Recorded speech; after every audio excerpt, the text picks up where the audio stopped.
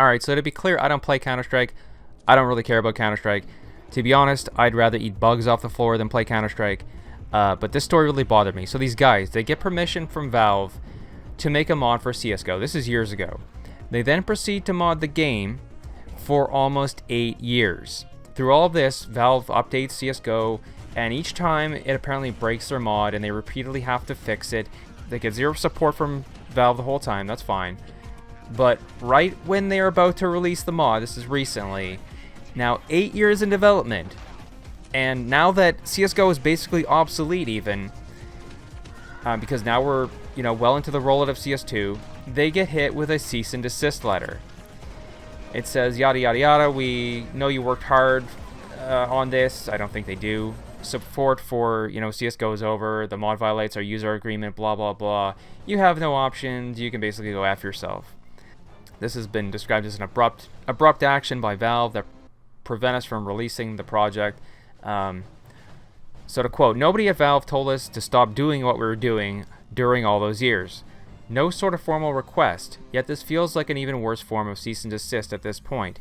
Many people at Valve are aware of our many other projects, yet have refused to communicate since late 2020. So to rub salt in the wound, Valve also in the letter tells them that they're welcome to basically start completely from scratch and mod CS2 instead. I found that hilarious. Now I have heard rumors that this mod team had to hack the code for CSGO several times to make things work. I don't know or not if that's true, because the mod team denies it, and they actually have a full history of what was done over the years on their website, and the work on the mod and the interactions with Valve. My personal view is, who cares? If Valve had just sort of given them the guidance they needed, they probably wouldn't have had to do that in the first place, if that's even true. And second, this is all for a free-to-play mod anyway. They're not profiting off of the work, per se. So the whole point of it was to kind of bring back the nostalgic feel of CS before CSGO, back during the 1.6 era. I wasn't a huge fan of 1.6, but think about it. The whole thing, it just strikes me as being a bad look for a company that was basically gifted Counter-Strike in the first place from Min Lee back in 1999, and then proceeded to sideline Lee, go on to sell the game as a commercial product, and now they make millions off of basically loot boxes and weapon skins. I read somewhere that they make over 30 million a year, or at least they did in 1 year, off of loot boxes. So to get the story straight, they're basically blocking a mod for an obsolete version of CS that was based on an older obsolete version of CS that was in itself a mod not made by them in the first place, and they've profited ever since from. Now, the reason this bothers me is, besides kind of generally being interested in modding communities and game preservation, is I actually really used to love Counter-Strike, so I can kind of feel the pain of people wanting to make a mod and bring back the golden age, or the glory days of when they did enjoy Counter-Strike. I don't enjoy Counter-Strike anymore, but I played Counter-Strike during the early betas up until a couple years after the commercial release. I didn't really like the commercial release. I think that was called 1.1. I never personally had more fun playing any shooter ever in my life than I did during the beta period, when the game was purely a Min Lee CS mod.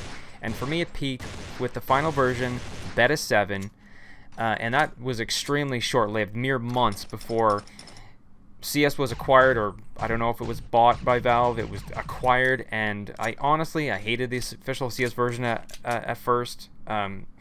I never really liked it, to be honest. It took me a while to get used to the changes, like new character animations, animations, pistol physics, and then he changed the jump physics. All the little changes they made along the way that, in my opinion, made the game worse. And I don't know if people still remember this, but when they rolled out the official version, 1.1, and you could buy Counter-Strike in stores, they changed the animations and the character models without actually telling Min Lee. So he found it after it was already released, which is a scummy move to begin with. I know these days people don't even remember that. But it was never as fun for me as it was during the beta.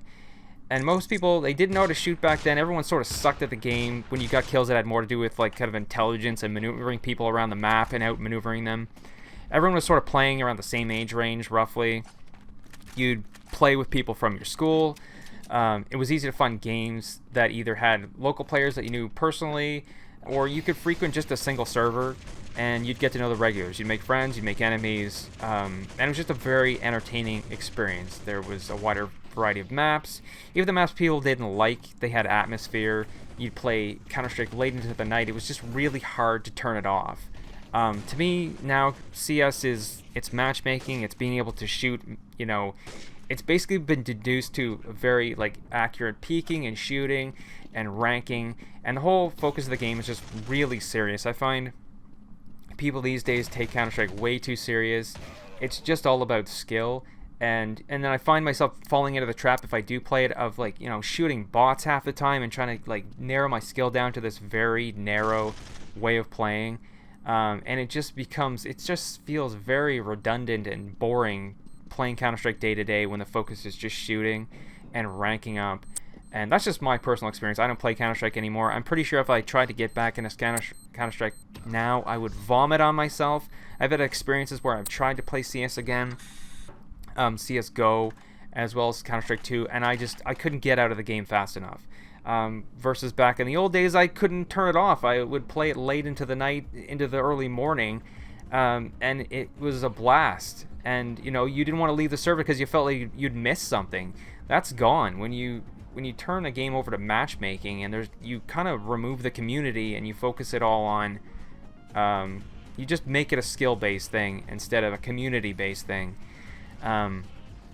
Like, it's hard to find games, I think, even in looking for servers rather than going through the matchmaking system. I don't know, because I haven't looked at CS2 in a while.